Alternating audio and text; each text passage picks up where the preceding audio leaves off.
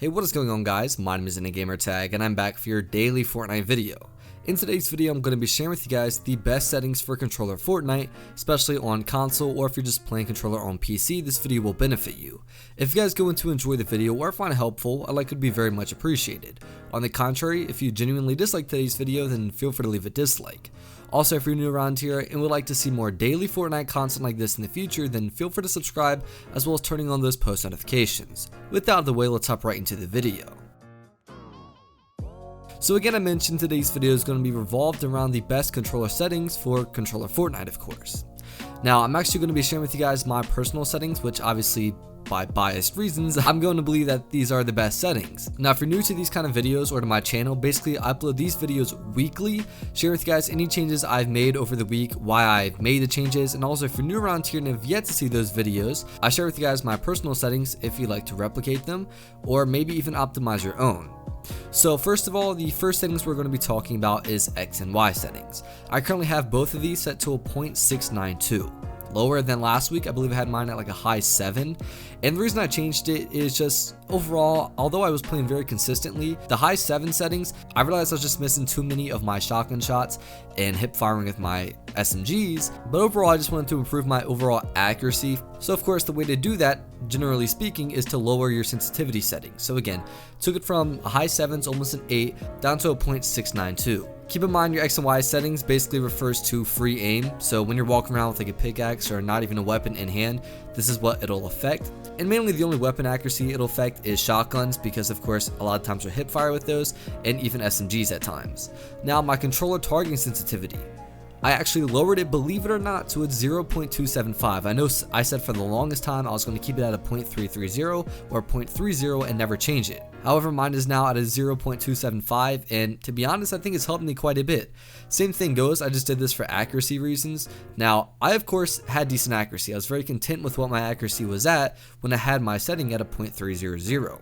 However, I just wanted to see an experiment and see that if I were to lower it, if my overall accuracy would improve, and to my avail, it actually did. So that's why I lowered it from a 0.3 to a 0.275, and I intend on keeping it around this area for quite some time.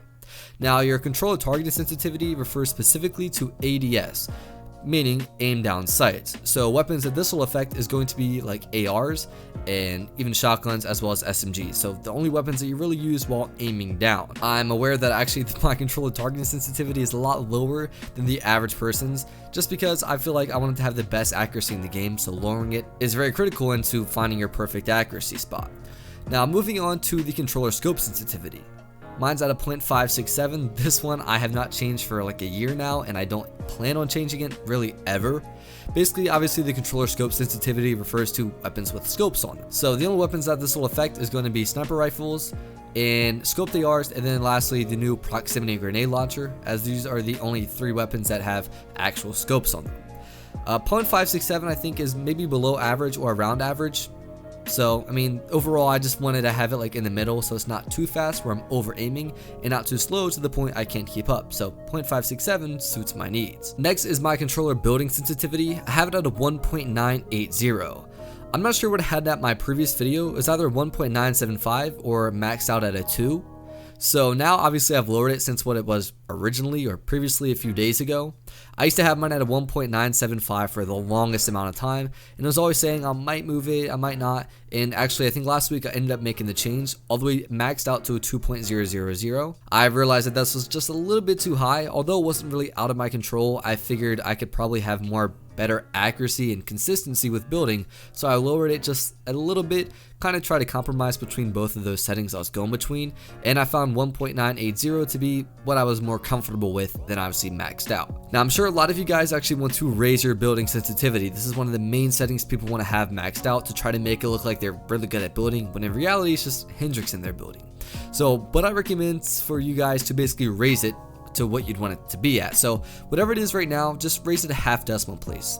So if you're comfortable with a 1.3, then raise it half above that, so 1.35. If you have it at a 1.4, then raise it to 1.45, and so on and so forth. You guys can see what I'm trying to explain here.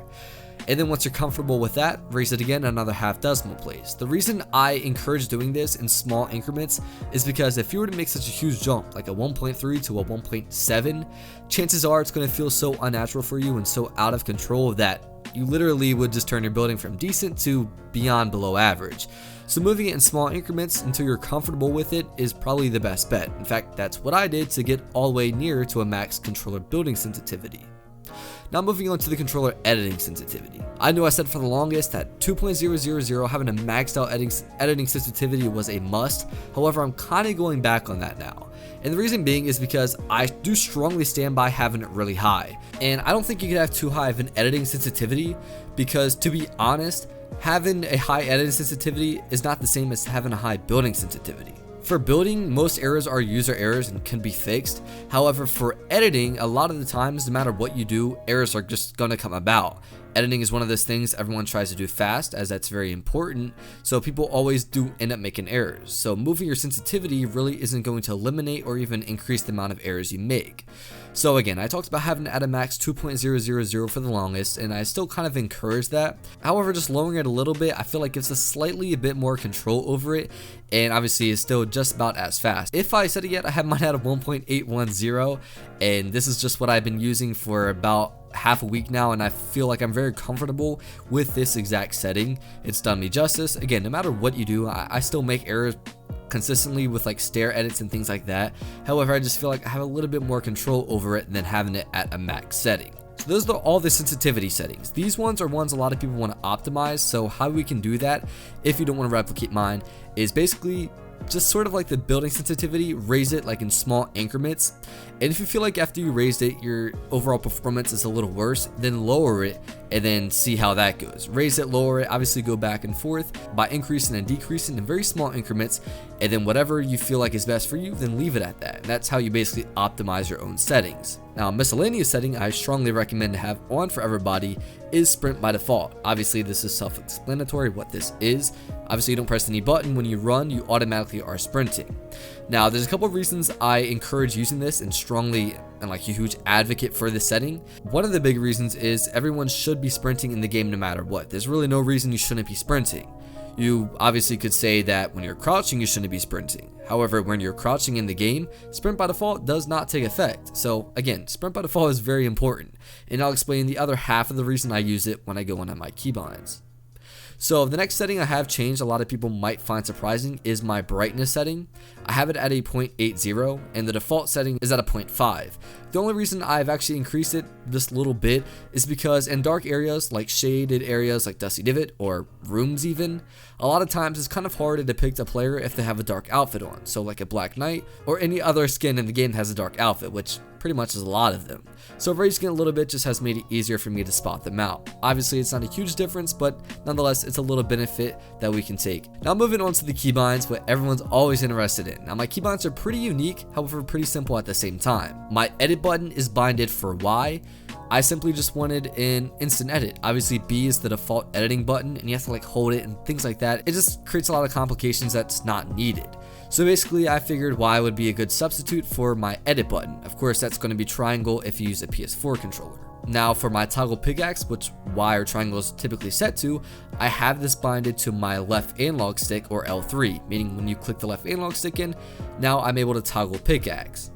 Now, this is also another reason why sprint by default is very important, because basically it frees up a whole entire button that we can use to bind to something. So that's why I can use L3 or left analog stick clicked in as toggle pickaxe instead of sprinting.